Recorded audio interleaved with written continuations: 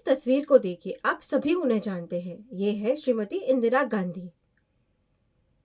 इंदिरा गांधी भारत की पहली महिला प्रधानमंत्री थी। उनकी मृत्यु के बाद भी भारत में कभी कोई दूसरी महिला प्रधानमंत्री नहीं बनी। हमें उम्मीद है कि भविष्य में भारत में महिला प्रधानमंत्री होंगी। हालांकि श्रीमती गांधी एक शक्तिशाली महिला प्रधानमंत्री थी। 31 अक्टूबर 1984 को इंदिरा गांधी की मृत्यु हो गई। उनकी हत्या कर दी गई थी। उन्हें 31 अक्टूबर 1984 को सुबह 9:30 बजे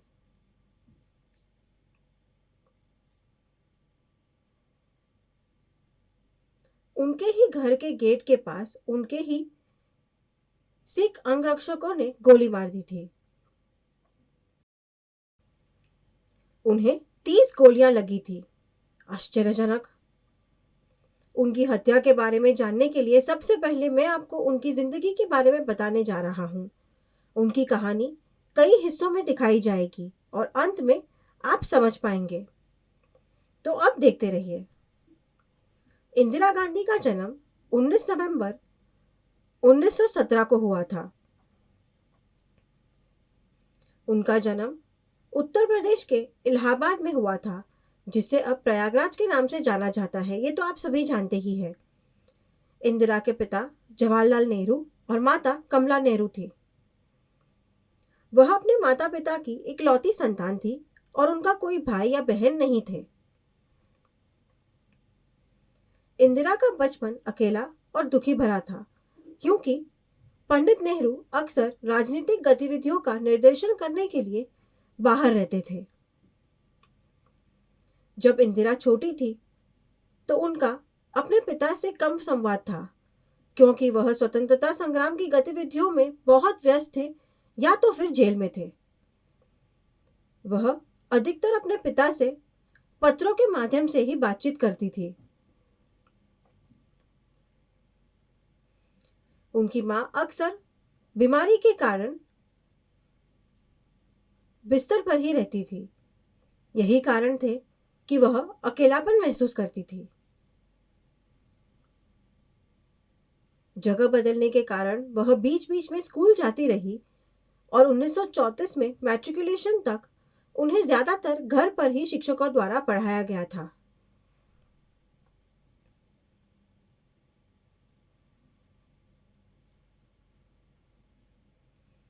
बाद में वे रामकृष्ण मिशन के मुख्यालय पश्चिम बंगाल के बेलूर मठ में गए, जहां स्वामी रंगानथानंदा उनके संरक्षक थे।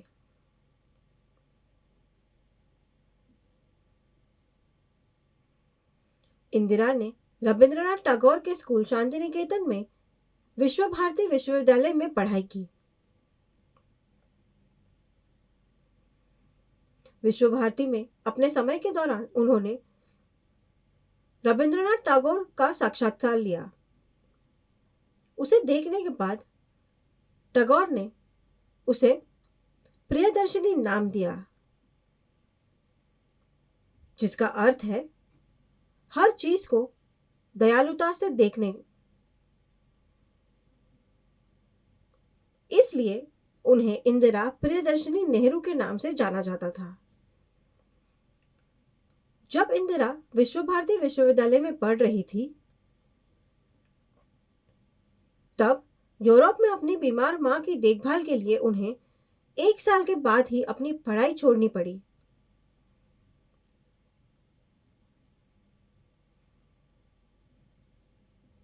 तय हुआ कि इंदिरा ऑक्सफोर्ड यूनिवर्सिटी में पढ़ाई करेंगी।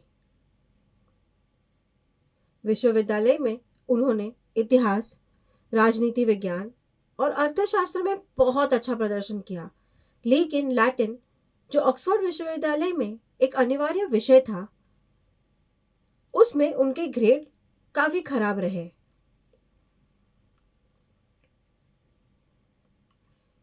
बाद में इंदिरा की मां श्रीमती कमला नेहरू की टीबी के कारण बहुत ही कम उम्र में मृत्यु हो गई।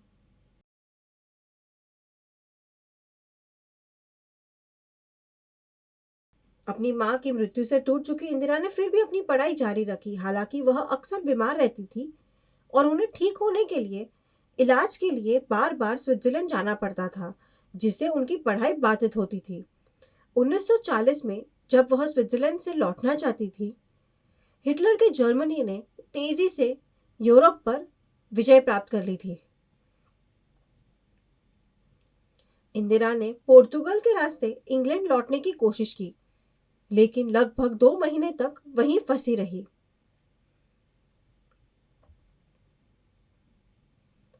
वह 1941 की शुरुआत में इंग्लैंड में प्रवेश करने में सफल रही और वहां से ऑक्सफोर्ड में अपनी पढ़ाई पूरी किए बिना ही भारत लौट आई।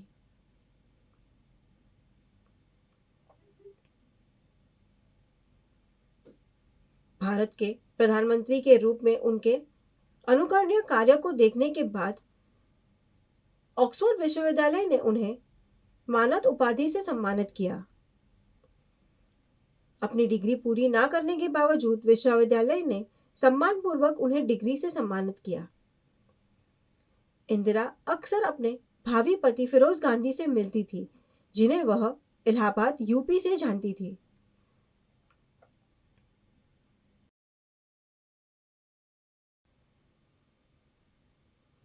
फिरोज गांधी भी ब्रिटेन में लंदन स्कूल ऑफ इकोनॉमिक्स में पढ़ रहे थे। वहीं पर वे अक्सर मिलते थे। दोनों ने एक दूसरे को पसंद किया और शादी कर ली। इस जोड़े के 2 बेटे थे, राजीव गांधी और संजय गांधी। इंदिरा साल 1938 में ही कांग्रेस पार्टी में शामिल हो चुकी थी।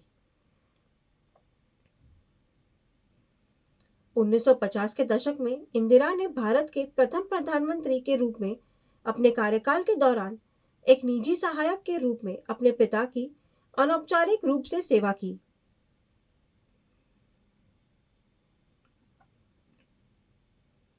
1950 के दशक के अंत में इंदिरा गांधी ने कांग्रेस के अध्यक्ष के रूप में भी कार्य किया। 1964 में पंडित नेहरू की मृत्यु के बाद लाल बहादुर शास्त्री प्रधानमंत्री बने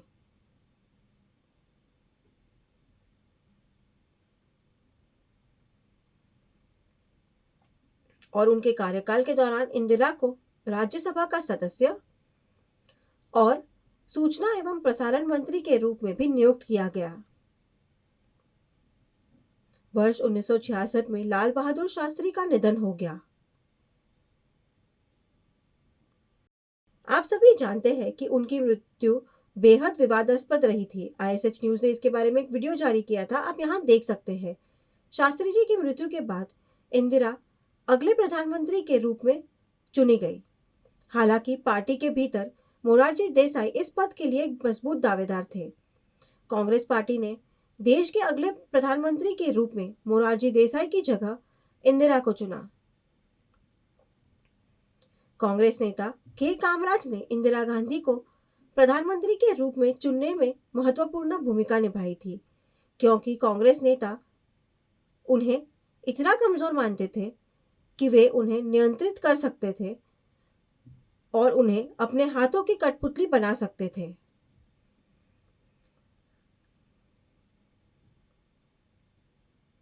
उनके पिता के प्रति उच्च सम्मान रखते हुए पार्टी ने उन्हें रोकने के उद्देश्य से उन्हें प्रधानमंत्री के रूप में चुना। उनके बारे में सोचा जाता था कि वह एक गूंगी गुड़िया है जो उसी तरह काम करेगी जैसे पार्टी के बॉस चाहते थे कि वो काम करे। वे उसे नियंत्रित करना चाहते थे।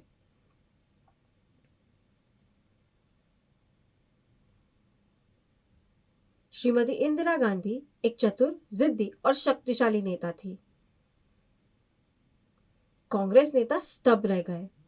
वह कभी उनके हाथों की कठपुतली नहीं बनी। श्रीमती गांधी एक ऐसी महिला थी जिन्होंने वास्तव में कुछ मजबूत फैसले लिए। कांग्रेस नेता हैरान थे। मैं आपको इसके बारे में बताता हूँ। प्रधानमंत्री के रूप में गांधी के पहले 11 वर्षों ने उन्हें एक शक्तिशाली नेता साबित कर दिया। उन्होंने पाकिस्तान के साथ युद्ध के विरुद्ध पूर्वी पाकिस्तान का समर्थन किया। श्रीमती गांधी ने पूर्वी पाकिस्तान को सैन्य सहायता दी, जिससे पाकिस्तान को हराने और एक नया देश बांग्लादेश बनाने में मदद मिली।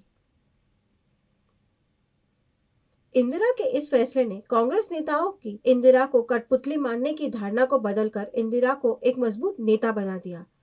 वह किसी से नहीं डरती थी और ना ही उन्होंने पार्टी को एकजुट रखने के लिए कांग्रेस के शीर्ष नेताओं की चापलूसी की। वह बहुत शक्तिशाली थी। 1967 के चुनावों के दौरान बढ़ती कीमतों, बेरोजगारी, आर्थिक स्थिरता और खाद्य संकट पर व्यापक असंतोष के कारण कांग्रेस ने पहले की तुलना में कम सीटें जीती। इसका मतलब था कि श्रीमती गांधी ज्यादातर कैबिनेट मंत्रियों की सलाह के बिना अपने दम पर ही निर्णय ले रही थी। आश्चर्यजनक रूप से श्रीमती गांधी ने भारत के राष्ट्रपति पद के लिए कांग्रेस पार्टी के आधिकारिक उम्मीदवार के बजाय एक स्वतंत्र उम्मीदवार वीवी गिरी का समर्थन किया।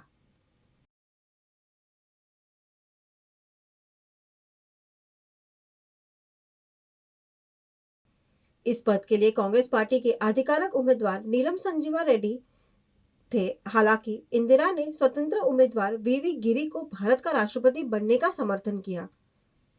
श्रीमती गांधी के इस कदम पर कांग्रेस नेता और नीलम संजीव रेड्डी गुस्से में थे, लेकिन ये उनकी पसंद थी। उन्होंने वित्त मंत्री से सलाह किए बिना बड़े वित्तीय फैसले भी लिए।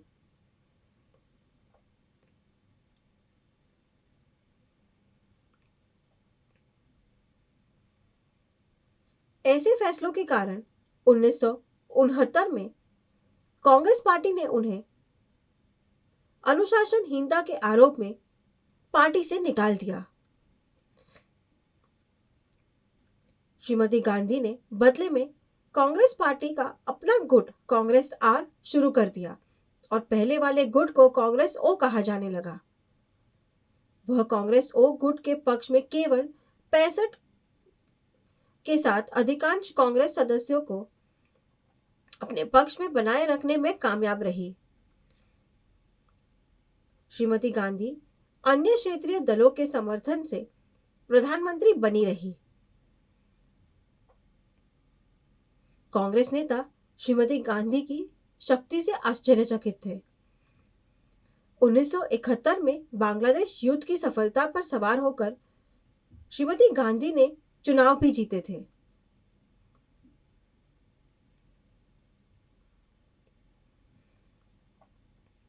उन्होंने 1971 के राष्ट्रीय चुनाव में राजनारायण को हराया था। राजनारायण इस हार से बहुत गुस्से में थे। बाद में राजनारायण ने शिकायत दर्ज कराई थी। इसके बारे में मैं आपको थोड़ी देर में बताऊंगा। 1972 में पूरे भारत में राज्य विधानसभा चुनावों में उनकी पार्टी बांग्लादेश युद्ध के बाद इंदिरा लहर के कारण अधिकांश राज्यों में सत्ता में आई।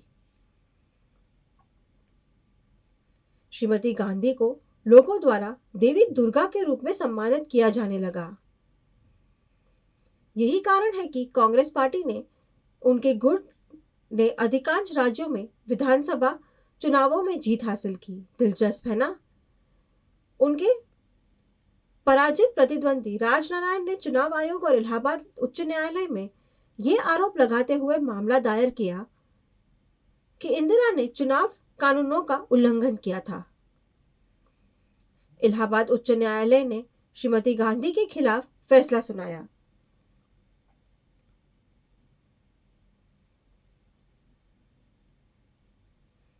जिसका मतलब था कि वह संसद में अपनी सीट से वंचित हो जाएंगी और उन्हें 6 साल तक राजनीति से बाहर रहना होगा। उन्होंने इस फैसले के खिलाफ सुप्रीम कोर्ट में अपील की, लेकिन कोई संतोषजनक जवाब नहीं मिला। मामले को अपने हाथ में लेते हुए उन्होंने पूरे भारत में आपातकाल की स्थिति घोषित कर दी। आपातकाल की घोषणा किसी देश के राष्ट्रपति द्वारा की जाती है। आपातकाल आमतौर पर तब घोषित किया जाता है जब कानून और व्यवस्था की स्थिति बेकाबू हो और राष्ट्रपति शासन की आवश्यकता हो। आपातकाल के दौरान राज्य सरकारों के पास निर्णय लेने की कोई शक्ति नहीं होती और राष्ट्रपति शासन होता है। श्रीमती गांधी ने भारत के तत्कालीन राष्ट्रपति को आपातकाल घोषित करने के लिए मना लिया। वह भारत के राष्ट्रपति से भी अधिक शक्तिशाली प्रतीत होती थी। उनके कहने पर राष्ट्रपति ने आपातकाल की घोषणा कर दी, जिससे पूरे देश में हाहाकार मचा दिया। श्रीमती गांधी के खिलाफ अदालत के आदेश का कोई महत्व नहीं था, क्योंकि उन्होंने बताया कि अदालत के आदेश के बाद अव्यवस्था के कारण आपातकाल घोषित किया गया था। आपातकाल भारत का सबसे अंधकारमय काल था। 1975 से 1977 तक 2 वर्षों तक चलने वाला ये काल था। आपातकाल के दौरान उन्होंने अपने राजनीतिक विरोधियों को बिना किसी कारण के जेल में डाल दिया। प्रेस को दी जाने वाली आज़ादी पर उत्तर कोरिया की तरह ही अंकुश लगा दिया गया और हिटलर के शासन की तरह ही चीजों पर प्रतिबंध लगा दिया गया। हालांकि राष्ट्रपति ने आपातकाल की घोषणा की थी, लेकिन देश का नियंत्रण श्रीमती गांधी द्वारा किया जा रहा था। कितनी शक्तिशाली महिला है, जिसने भी उनका विरोध किया उस पर व्यापक अत्याचार किए गए। आश्चर्यजनक। हम अगले भाग में आपातकाल के बारे में बात करेंगे। हम स्वर्ण मंदिर में चलाए गए ऑपरेशन ब्लू स्टार के बारे में भी बात करेंगे। संपूर्ण ऑपरेशन पंजाब में खालिस्तान आंदोलन सभी श्रीमती इंदिरा गांधी से संबंधित थे। आप हैरान हैं? उन्होंने उस समूह को प्रोत्साहित किया, फिर उन्होंने उन पर गोली चलाई, फिर उसकी हत्या कर दी गई और खालिस्तान का मुद्दा अभी भी चल रहा है। ये सब श्रीमती गांधी के कारण। हम इसके बारे में अगले हिस्सों में देखेंगे। आने वाले भागों में हम उन अटकलों के बारे में भी बात करेंगे कि उनके बेटे संजय की विमान दुर्घटना में मौत के पीछे उनका हाथ था या नहीं। तो देखते रहिए ISH न्यूज़।